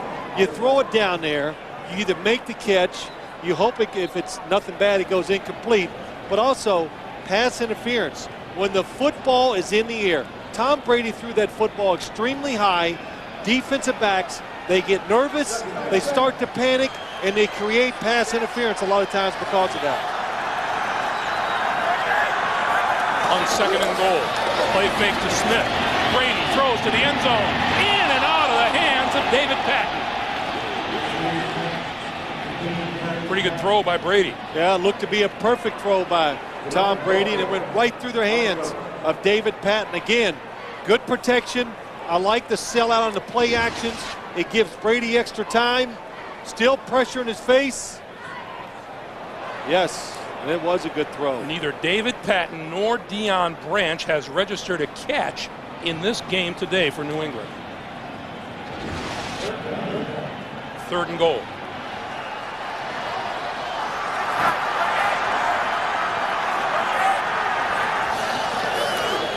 Straight drop for Brady. Throws it over the middle and threw it behind Mark Edwards, incomplete. Al Wilson almost came up with the interception. Doesn't throw a lot of footballs to Mark Edwards, so the timing is not there between the two of them. Had no choice. The Denver Broncos were doubling both wide receivers. They were going to make the Patriots throw to the tight end or the running back.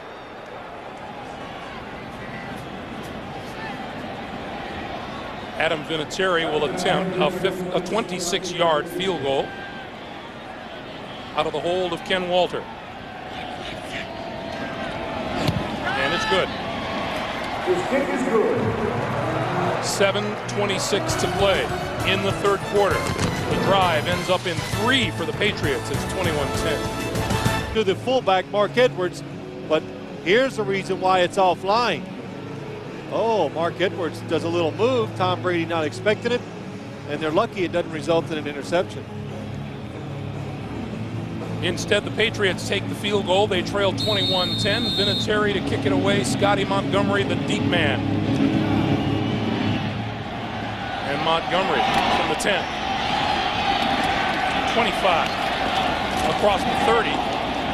Stacked up at the 31-yard line. That's where Greasy and the Denver Broncos will go back to work as a couple of the players discuss at the center of the field. 7:18 to play in the 3rd. Okay, that'll be enough. Yeah, I know. You're always singing, though. That's the truth. Greg's always singing. Knows the words to every song, any of them on radio. Disgusting, isn't it? The handoff to Portis, and Portis straight ahead across the 35 to about the 37-yard line. A pickup of 4, 2nd and 6.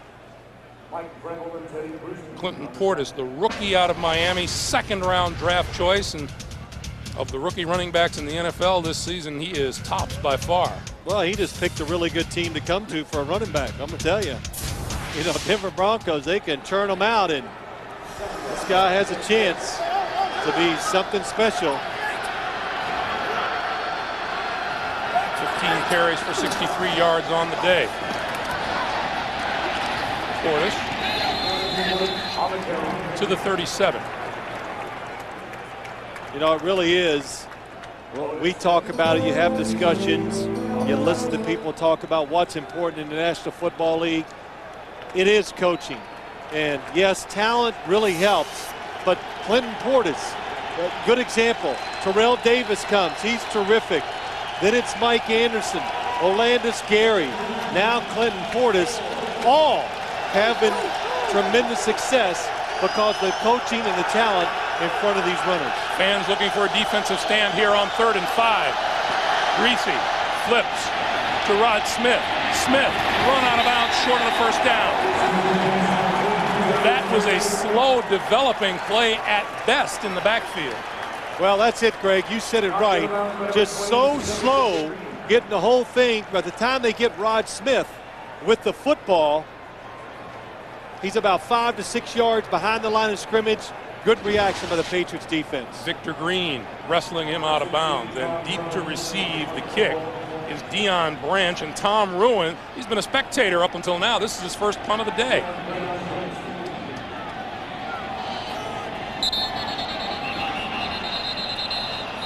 And he still hasn't kicked one.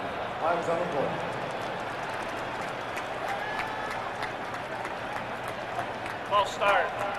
Number 35, offense, 5-yard penalty, remains 4th down. Penalty is on Lenny Walls. And they'll back it up 5 yards. There's Ruin. Tom Ruin has had 2 punts blocked this year, one last week against Kansas City.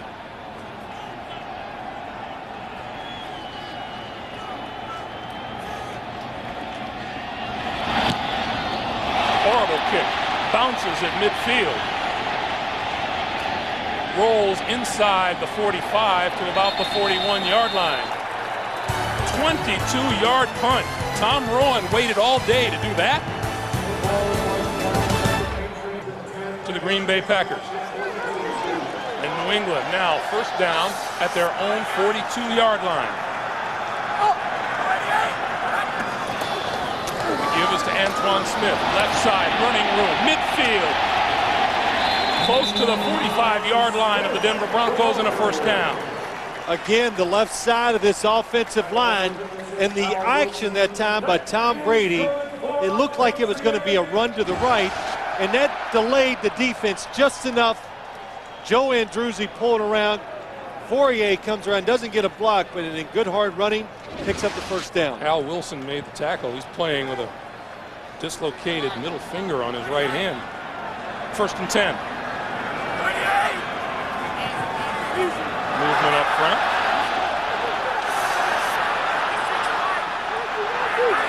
No contact. No flag. Deep down the sideline. Incomplete. Delta O'Neal doing combat with David Patton. And you know, you pointed out way back in the pregame warm-ups, can David Patton run? He can run, but that time he got involved, I thought, with the defensive back. If you watch the replay of this, the football is thrown perfectly, and David Patton goes inside. Let's see if I'm right. He's on the outside. He's out there. Stay there. He bends in a little. Then the ball comes outside.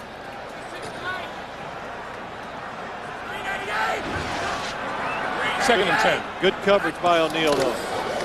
The pitch for Smith tries the right side. Inside the 45 to the 43. This is amazing that Deion Branch comes into this game with 37 catches and 2 touchdowns. David Patton with 29 receptions and 3 TDs, and neither one of them has caught a ball today. It has been tough, and you know, a lot of time in this Denver Broncos defense, opposing quarterbacks are completing almost 67% of their passes against it, but a lot of times it's short, little passes over the middle, and that's the tight end in the backs. Outside, they're doing a good job. Brady needs the 36-yard line for a first down.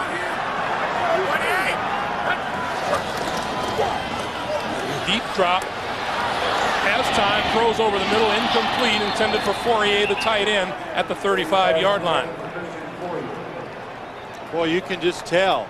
You can tell the coverage is good because the rhythm is not there for the quarterback, Tom Brady. Quarterbacks love to go back, set, look, and throw. And when you have to look 2 or 3 times, you get jumpy, you get nervous, and then when you do throw it, it's usually not as accurate as you'd like it to be. Delta O'Neal back at his own 10-yard line for the kick to come from Walter.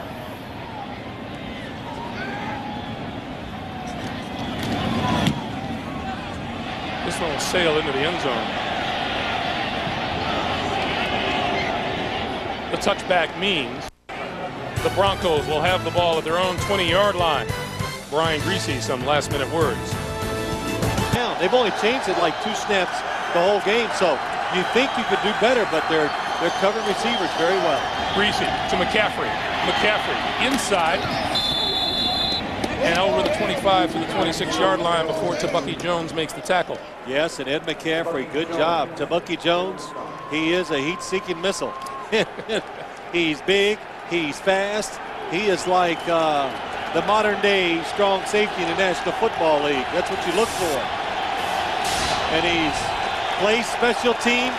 He's bigger this year than last year, and he told me, he says, the bigger I am, the faster I get. And I went, that is just pathetic. That's scary. 3rd and 4. Patriot fans looking for a defensive stand. A handoff. And fighting forward to the 29-yard line is Clinton Portis. Appears to be very close. It looks a little short. It has to hit the line because they started on a touchback from the 20.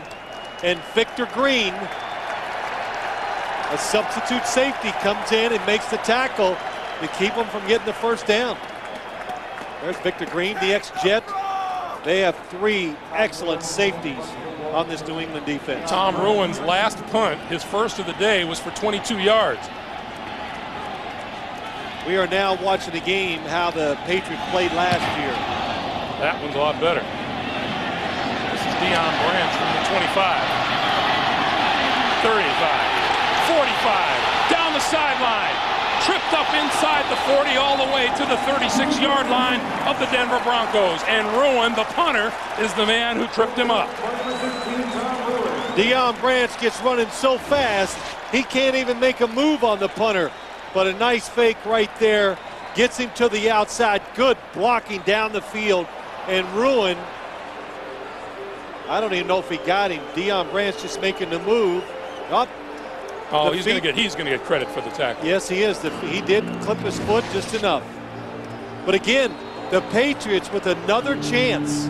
They've been down in here, it seems like about 4 or 5 times today, and are not getting much out of it. So it's important this time that they take this down and get some points. Brady spreads the field on first down. Quick pass out here. Troy Brown, 30 to the 25 and out of bounds. Run out by Kenoy Kennedy. And Troy Brown probably has the feeling he was a step or two away from breaking. Well, what this is the sweep right in the running game. So if you're not running it great, you just find ways to pick up cheap yardage on first down, a screen behind the line of scrimmage to a wide receiver. Troy Brown does a good job. Troy Brown is the only one making any receptions among the wide receiver core today. We're going to get a measurement on the near side of the field. But going back, Greg, this is more the style of game that we saw last year from the Patriots when they got hot. Bill Belichick told us on Friday, we were talking about a few things, and I said, the mark of your team last year was the fact that you just managed the games like it was a clinic on how to manage each football game. And he agreed. He said, yes, this year we're not doing this. We're not doing that near as well. And they want to try to get back to that same style that they were playing last year. As you saw, the Patriots did pick up the first down at the Denver 25. One thing Tom Brady did say, they want to finish plays and finish drives today.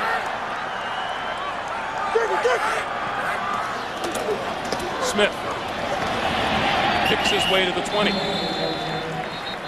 And Kenoy Kennedy coming up from his safety position to make the stop. Too, as I think about it, as I sit here, teams always talk about the fact they want to run the football. Of course you do. Everybody wants to run it.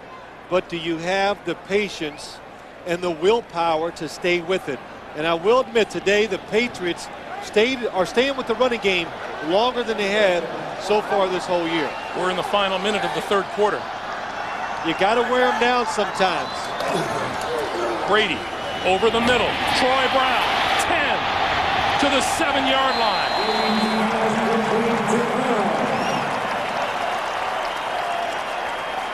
Well, Troy Brown catches the football short. That's where you can do it. Watch the top of your screen. Edwards comes out. Boom. Nice block. Almost like a pick against Ian Gold, and lets Troy Brown get the extra yards. And it looks like they will not get a playoff before the end of the third quarter. Well, I would if I was them. They're hot. They got the rhythm. You got the defense guessing. Don't let them regroup. Well, let's see. 1 second. And time runs down. Tom Brady was looking at the 25-second clock instead of the game clock. That is a first and goal from the 8-yard line, and you just have to figure a touchdown here would just do wonders for the confidence of the New England offense. Antoine Smith and Mark Edwards in the backfield.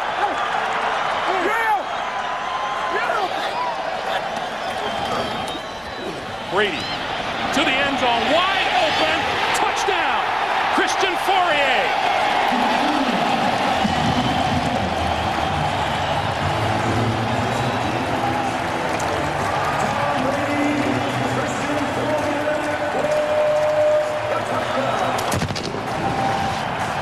When you're 8 yards out, who else are you going to throw it to but number 88? Again, good pass protection.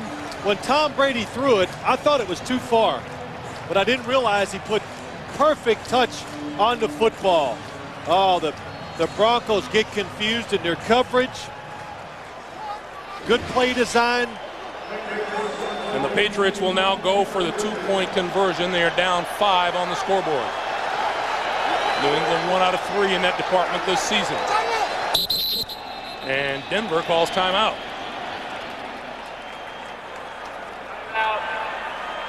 You know, I'm not sure I would go for 2 right here, Greg. Here's why. If you kick the extra point, it's 21-17. If Denver scores, or he kicks a field goal, now your touchdown ties them. And if you miss it here, then you're looking at doing another 2-point conversion. It's, you know, I always say wait as long as you can before you start trying or changing the score of the game like this. I was just horrible in math. Is this an X over Y thing? Yeah, something like that. Denver down to 1 timeout, but they want to make sure the defense is right. Well, a good timeout call, because this 2 points is very important, you know, in the strategy and, of course, in the outcome of the game.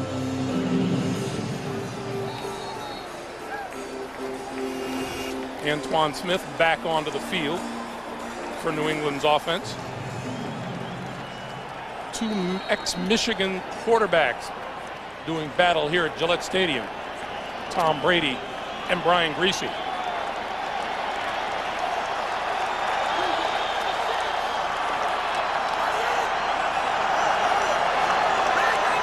Oh, they're going to blitz.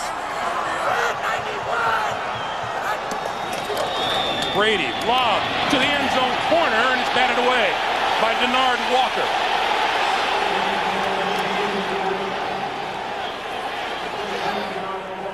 Denard Walker makes the play on David Patton.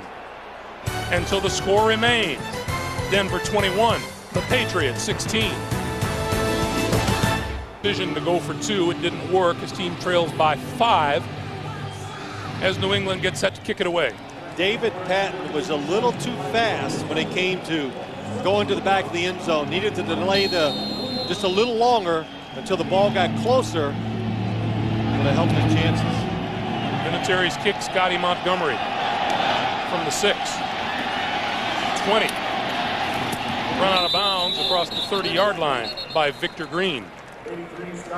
Well, Thursday after CSI, don't miss the new hit drama Without a Trace. So full of twists, there's no way you'll guess how it ends. And all new, Without a Trace, Thursday after CSI on CBS, America's most watched network.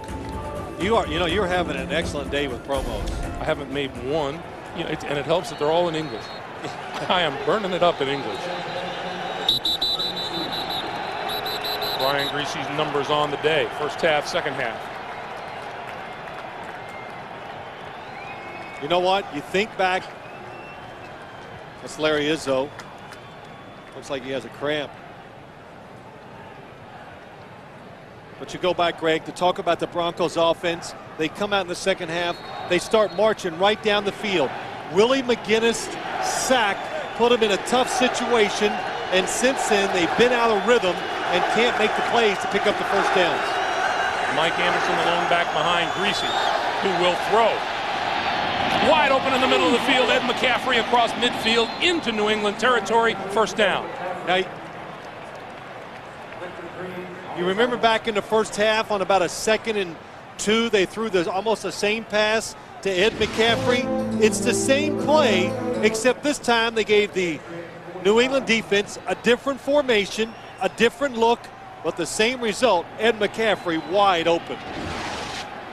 The ball at the 49-yard line of the Patriots. Look wow. at McCaffrey numbers.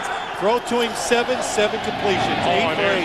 McCaffrey to the 35, to the 30, to the 28-yard line.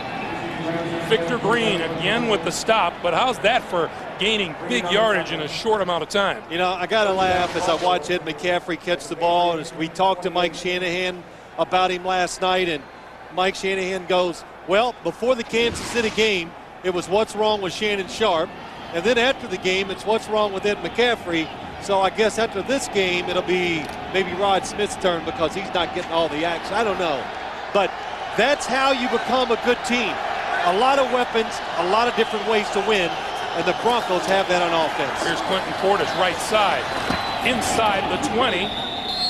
and squirts his way to the 18-yard line. Let's go down to Armin Catane. Armin. Thanks, Greg. Beginning here of the fourth quarter, which flatly was a terrible one last year for the Broncos. Brian Griese telling us the team flatly did not believe it could win in the fourth quarter, had no confidence in itself. Well, last week they were down by 14 at the start. They rallied to win in overtime. Brian threw for a career record 376, and we're seeing the results of that confidence right now. Back to you. Brian Griese, 16 of 19. 2nd and 1. The give is to Portis. Portis to the 15, where Mike Vrabel makes the stop. Well, pick up a 4, and it's first down. A couple things. It helps. Shannon Sharp comes back. Ed McCaffrey's healthy. Clinton Portis at running back. You draft Ashley Lee at wide receiver. There's a lot of good reasons. And Brian Griese's a year older. That really helps an offense. His decision making, his leadership, as we said, his game management, all that's better. This offense should be better. Clinton Portis asks for a break. Mike Anderson replaces him behind Griese. Play fake. Griese looks one way, looks the other, and throws incomplete, intended for Rod Smith, coming back from the sideline toward the middle of the field. 2nd and 10. You know, too, Greg, we've talked about Brian Griese so much today, but I think it's a good topic to talk about. But, you know, he gets coached, like we said, really hard. And I know it's got to be tough on him. It's tough on any quarterback. But I think it's coming to a point now where he's really starting to appreciate the fact that he knows he has coaches that are really, really helping him have success on the football field. 2nd and 10. Griese throws sideline, complete to Rod Smith. And Smith is stood up at about the 7.5-yard line. Ty Law, the first one to hit him, a pickup of 8, and it'll be 3rd and 2. You know, as I look, as they're calling the plays, Shannon Sharp was outside against Teddy Bruschi one-on-one. And I thought for sure Brian Griese would throw it to him. And as I've watched Shannon Sharp coming back, you saw it. He says he will not come back and talk to the quarterback and say, should have thrown to me or do that. I don't want to do that to confuse him. Denver 6 for 6 in the first half on 3rd down. 0 for 3 here in the second half. Portis, left side. To the 5. That's close. If it's not a first down, would you go for it? Greg Gumbel, I'll make you a coach. Considering how well that they've been running the ball thus far today, and especially on this drive, I would. I'd kick it. Oh, fun. You're up 5. Kick it. 8 points. Touchdown, 2 points.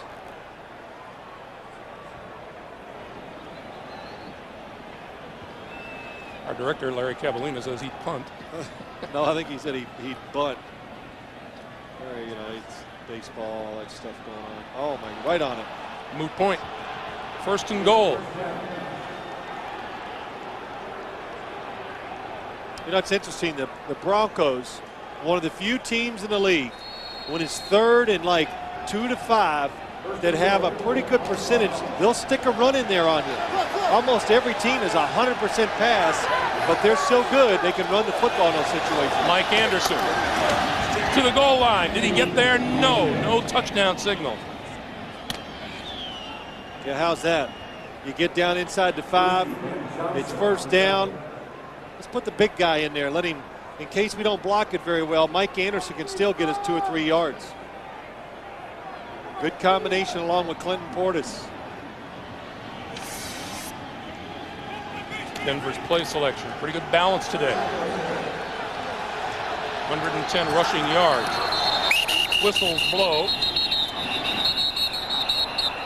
Going on a quick snap count. Did a Denver Bronco offensive lineman move? How can you move early on a quick snap count? That's what I want to know. There is no play. Timeout was called by New England prior to the snap. Well, before the snap count, before that quick snap, Ty Law took a quick tee. Jones in the backfield. Play fake. Griese throws it away. Look at Shannon Sharp all alone. Oh, no, it was Reuben Drones. Excuse me. I thought it was 84. It's number 34. Boy, that's amazing.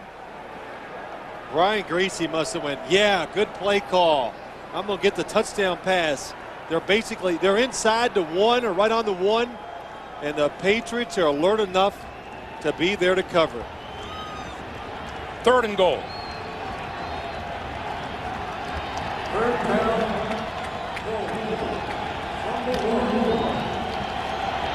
Mike Anderson back in the game.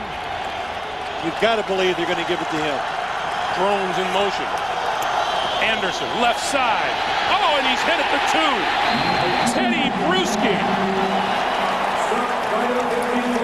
The hole was there on the left side. I thought he was going to walk in. Teddy Bruschi, a middle linebacker, makes plays because he's got the speed and the instincts to see where the play's going. Just comes from behind the pack. It's like he was lurking, just hiding. What a job by Teddy Bruschi. What a hole on the left side. Field goal attempt by Elam from 19 yards out. The kick is good. So the Patriots put up the stone wall as far as the touchdown is concerned. Denver gets the field goal, 24-16 Broncos. Short kick from the 11 is Kevin Falk to the 20. Trying to break it outside and turn the corner. Keith Burns runs him out of bounds, and let's go back to that big defensive stop by Teddy Bruschi. Watch number 54.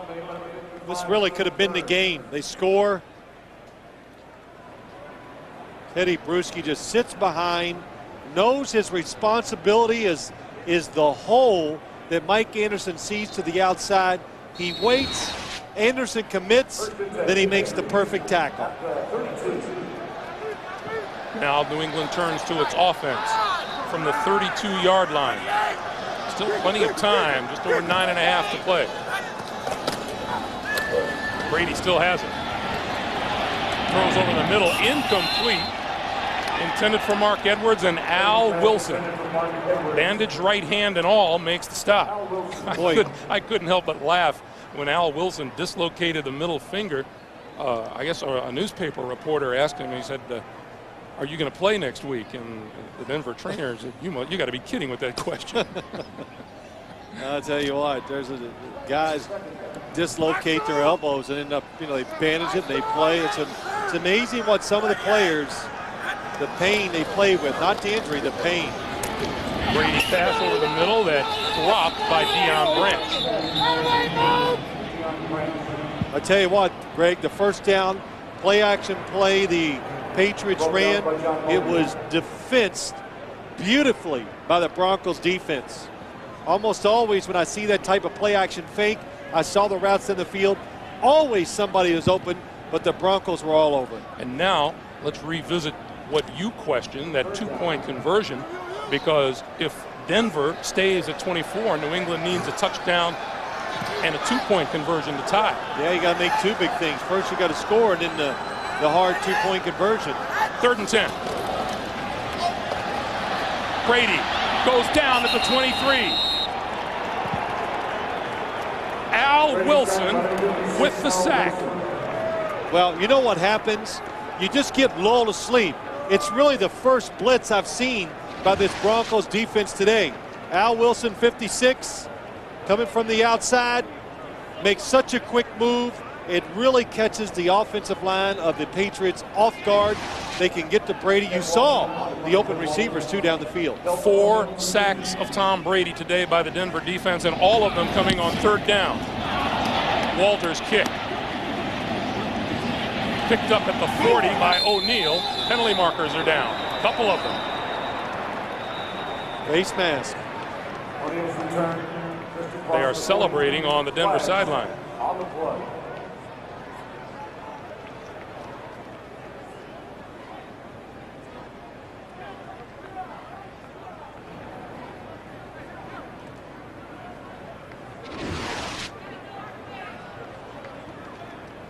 Here's the face mask right there on Antoine Harris. Face mask, number 23. Going to return. It's a 15-yard penalty. First down. And the field position, which was going to be terrific for the Denver Broncos is now delightful. 9:03 to play. Avoid their 4th straight loss, and the last time a Super Bowl champion lost 4 in a row, Denver Broncos. Long ways to go in this one, though. 9:03 to play. Clinton Portis with the pitch. Left side, turns the corner inside the 40 to the 38-yard line. Run out of bounds by Roman Pfeiffer. Boy, just a nice array of plays with this Bronco offense. When you get a defense that needs to make a stop in this situation, they're going to be aggressive against the run.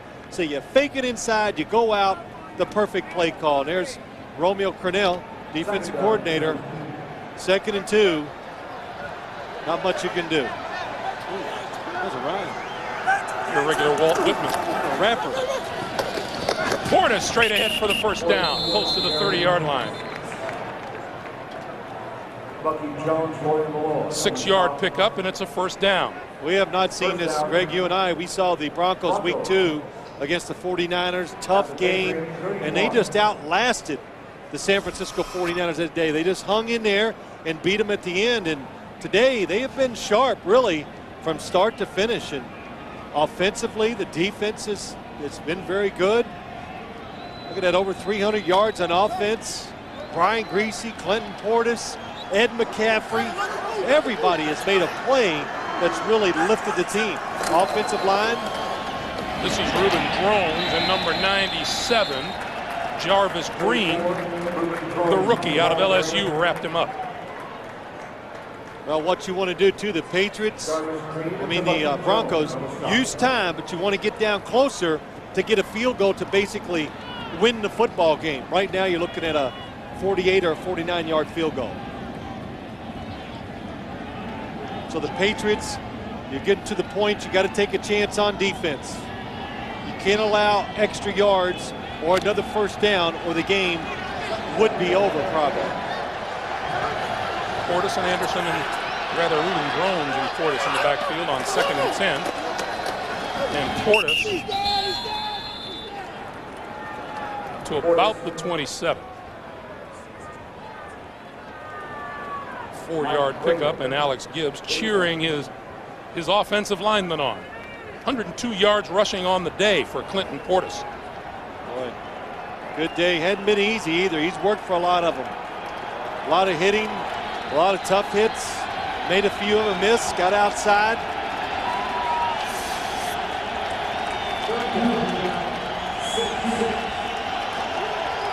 Six and a half to play.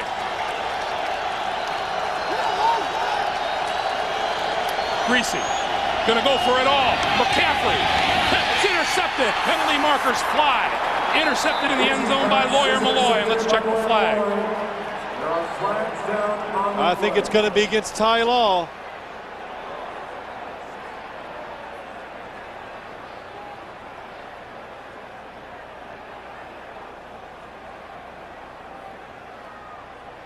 Ed McCaffrey gets up holding his right shoulder. Well, if he'd wear some pads, they wouldn't get hurt. Look at that uniform. Here's Tom White. It's against the New England Patriots. Watch down at the bottom of your screen. Ed McCaffrey goes inside. There was the hold. It was past 5 yards. And if you hit a receiver like that, just think about, I said this a few times, I do games. Just think about running down a track as fast as you can. If somebody gets in front of you and holds you like that, of course, it's going to interfere with you. Same with these wide receivers. First down from the spot of the foul at the 22-yard line. Fresh set of down. Griese is buried back at the 30. Bobby Hamilton, number 91, leading the charge. Well, the Patriots need a big play on defense. They're getting down. They are definitely in field goal range. And Bobby Hamilton, Willie McGinnis, both in there. Ted Bruschi, he's back there. Second New England sack of the day results in a 7-yard loss, and it's a 2nd and 17.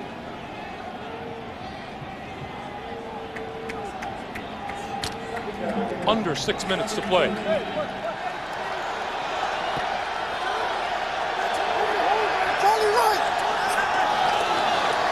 Portis.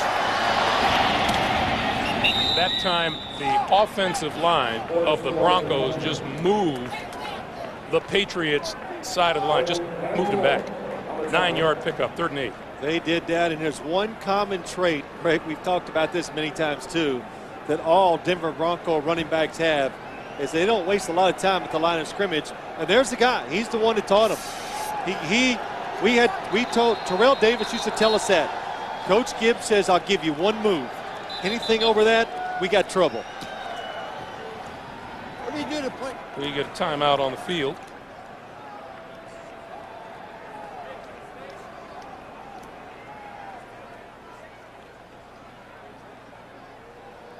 Tom White says, raise the roof.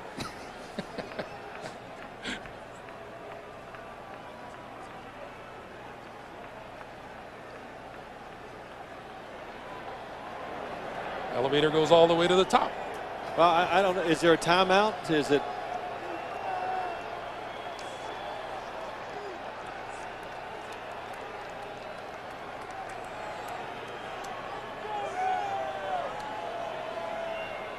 You know, I think Tom could just use that microphone that he's got.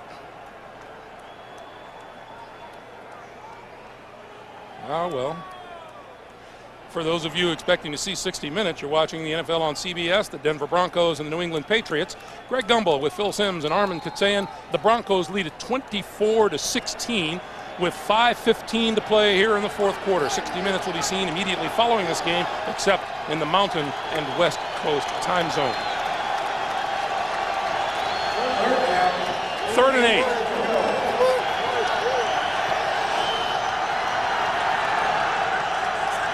Here comes the blitz.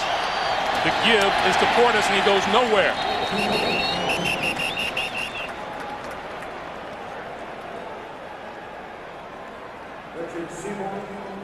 And those of you who have been watching other action, Houston and Jacksonville, welcome everyone to Gillette Stadium in Foxborough, where the Broncos lead New England 24-16. 4.5 minutes to play.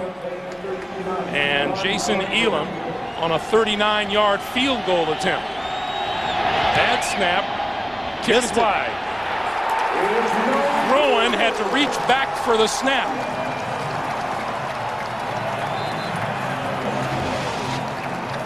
Here's the snap. Rowan down and to the right. And he gets it back. Yeah, but he gets it down perfectly, Greg. It looks like Jason Elam just didn't go through it hard enough. So it remains an 8-point spread, and here's how we got this way. Clinton Portis, the first of his 2 touchdown runs, put Denver up 7-0. Shannon Sharp on the receiving end of an 8-yard touchdown pass. Antoine Smith, 3-yard TD run, cut the lead in half. Clinton Portis' second of the day made it 21-7. The Vinatieri field goal made it 21-10. Christian Fourier, the 8-yard touchdown catch from Tom Brady. 24-16, Brady back to work. Stands in, throws, Troy Brown across the field to the 35. Pickup of 6, and it'll be 2nd and 4. Well, you got 2 timeouts in 4 minutes, and you might need every bit of that. The way this Bronco defense is played, the way they're only giving up the short passing game, Tom Brady is going to have to be very patient and know the fact, I know he knows this, but he has 4 downs, so you don't force a throw. Brady throws once again to Edward, or rather Troy Brown, and Brown out to the 42 or 43-yard line. 8 yards and a first down. Now, you know what this does? When you get a first down or so and you get this moving, you get a defensive line that gets tired, and it gives a quarterback more time to throw. And as I say that, the Broncos throw in some reserves. Remember Tom Brady on Friday saying that I have to play smart and not be stupid. Well, he has done that today. He has been smart, very good decision making. On the blitz, got rid of it, intended for Antoine Smith. It's incomplete. Stops the clock with 3:08 to play. Give the credit to Ray Rhodes. Tyrone Poole, a reserve defensive back, comes on the blitz. The Patriots not ready for it. Here's Tom Brady's day in a nutshell. Under harassment. You know, Greg, too, think how hard this has been for Tom Brady. We watched practice, and they were throwing it down the field, the play action, big passes, and they have not been there today, but he has shown the patience to not take those chances. That's why they're still in the game. Whistles blow, movement up front.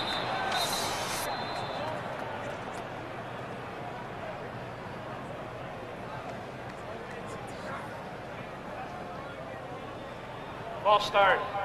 Number 63, offense, 5-yard penalty, remains second down. And Druzy guilty of the false start. You know, if you had told Mike Shanahan that he'd be successful in cutting both David Patton and Deion Branch out of the New England offense, he'd say, we win the ball game hands down. Yeah, that's right. And if you had told him you'd miss a couple field goals, you'd have some bad punts and all that too, he'd well, maybe not. He would really get upset. Because he's not real happy with this special team situation. 2nd and 15. Brady down at the 31. Brady wants a face mask call. Trevor Price delivered the sack. Trevor Price never grabbed Tom Brady's face mask. Watch it. But he definitely hits it. Well, yeah, I'm sorry. You got to call that. Bill Belichick pleading his case on the far side, and you hear the fans' reaction as they see the replay on the scoreboard. Now, 3rd and 22. Sorry, Greg. Now it's 3rd and 22. You got to take a chance. Brady steps up, running out of time. On the move. Gets hit as he lets go. Incomplete. Deion Branch had a shot at it and couldn't get it. What a play by Tom Brady to get out of trouble, to stand there and have Bertrand bury him. Watch what happens.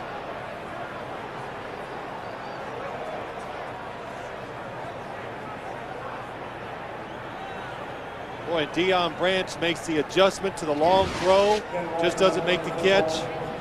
And Bill Belichick chooses to kick it away. And why? Because you got the 2-minute warning and 2 timeouts.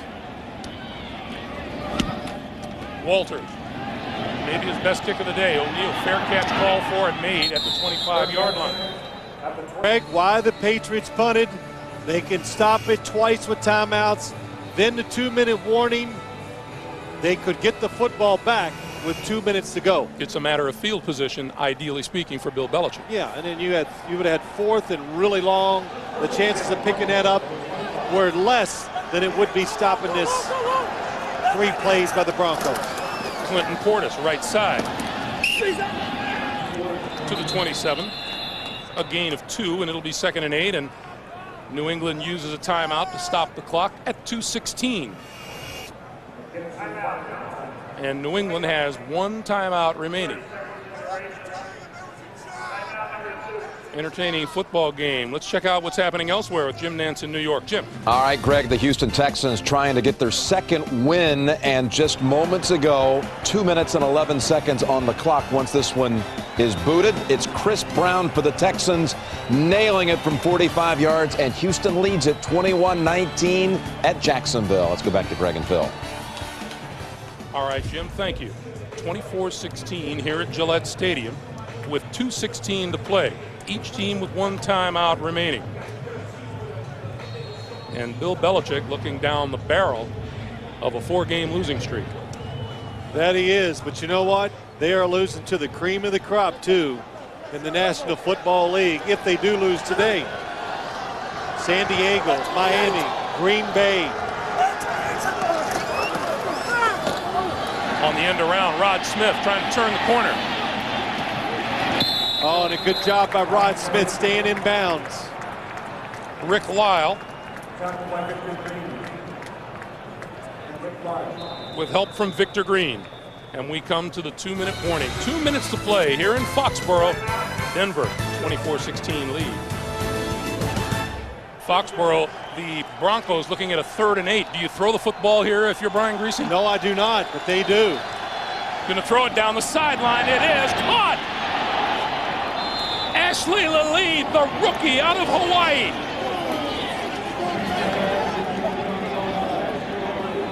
I wouldn't throw it because I'm a coward, and I believe in playing it safe.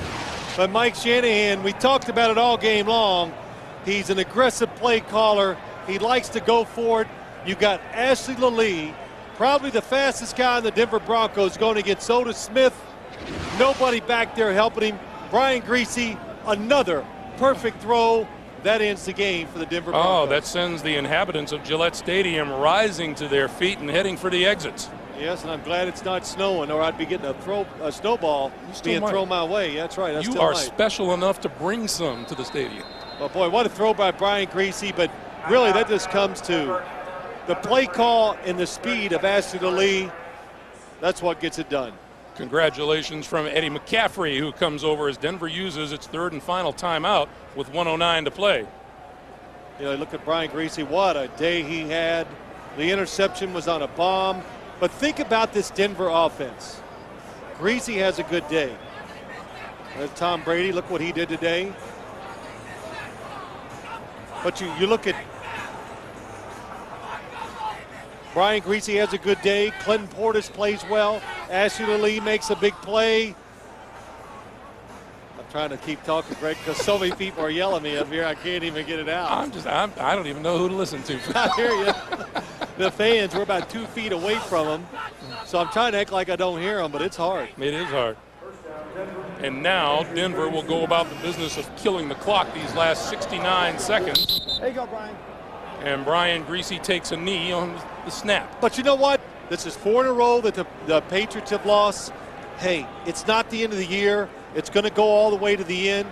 It's not going to take great records probably to get in the playoffs. So all these teams still have to play each other. The Broncos have an extremely tough schedule. The Patriots do too. So you have a way to beat the teams you're competing against to get back in the playoff race. Denver Broncos chalked up 352 total yards of offense here today.